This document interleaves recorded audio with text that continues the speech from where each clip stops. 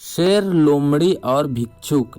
एक बौद्ध भिक्षुक भोजन बनाने के लिए जंगल से लकड़ियां चुन रहा था कि तभी उसने कुछ अनोखा देखा।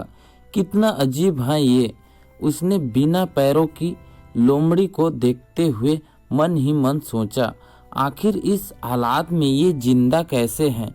उसे आश्चर्य हुआ और ऊपर से ये बिल्कुल स्वस्थ हैं।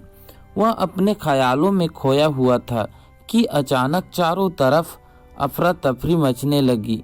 जंगल का राजा शेर उस तरफ आ रहा था।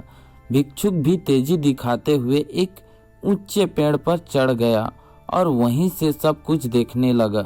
शेर ने एक हिरण का शिकार किया था और उसे अपने जबड़े में दबाकर लोमड़ी की तरफ बढ़ रहा था, पर उसने लोमड़ी पर हमला नहीं किया, बल्कि उसे भी खाने के लिए मांस के कुछ टुकड़े डाल दिए। ये तो घोर आश्चर्य है। शेर की लोमड़ी को मारने की बजाय उसे भोजन दे रहा है। भिक्षुक बुदबुदाया।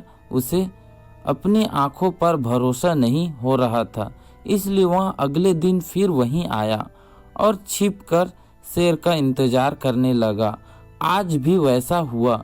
शेर ने अपनी शिकार का कुछ हिस्सा लोमड़ी के सामने डाल दिया। यह भगवान के होने का प्रमाण है, भिक्षुक ने अपने आप से कहा। वह जिसे पैदा करता है उसकी रोटी का भी इंतजाम कर देता है। आज से इस लोमड़ी की तरह मैं भी ऊपर वाले की दया पर जीऊंगा। ईश्वर मेरे भी भोजन की व्यवस्था करेगा। और ऐसा सोचते हुए वह एक वीरान जगह पर जाकर एक पेड़ के नीचे बैठ गया। पहले दिन बीता पर कोई वहां नहीं आया। दूसरे दिन भी कुछ लोग इधर से गुजर गए, पर भिक्षुक की तरफ किसी ने ध्यान नहीं दिया। इधर बिना कुछ खाए पिए वह कमजोर होता जा रहा था, इसलिए तरह कुछ और दिन बीत गए। अब तो उसकी रही सही ताकत भी खत्म हो गई। वह चलने फिरने के लायक भी नहीं रहा।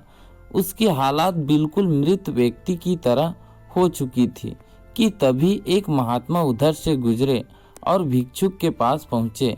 उसने अपनी सारी कहानी महात्मा जी को सुनाई और बोला, अब आप ही बताइए कि भगवान इतना निर्दयी कैसे हो सकते हैं? क्या किसी व्यक्ति को इस हालात में पहुंचाना पाप नहीं है? बिल्कुल है, महात्मा जी ने कहा, लेकिन तुम इतना मूर्ख कैसे हो सकते हो? तुम ये क्यों नहीं समझे कि भगवान तुम्हें उसे शेर की तरह बनते देखना चाहते थे, लोमड़ी की तरह नहीं। दोस्तों, हमारे जीवन में भी ऐसा कई बार होता है कि हमें चीज़ें जिस तरह समझनी चाहिए उसके विपरीत समझ लेते हैं।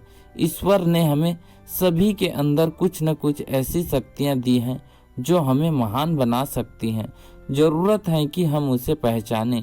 उस भिक्षुक का सौभाग्य था कि उसे उसकी गलती का एहसास कराने के लिए महात्मा जी मिल गए, पर हमें खुद भी चौकन्ना रहना चाहिए कि कहीं हम शेर की जगह लोमड़ी तो नहीं बन रहे हैं।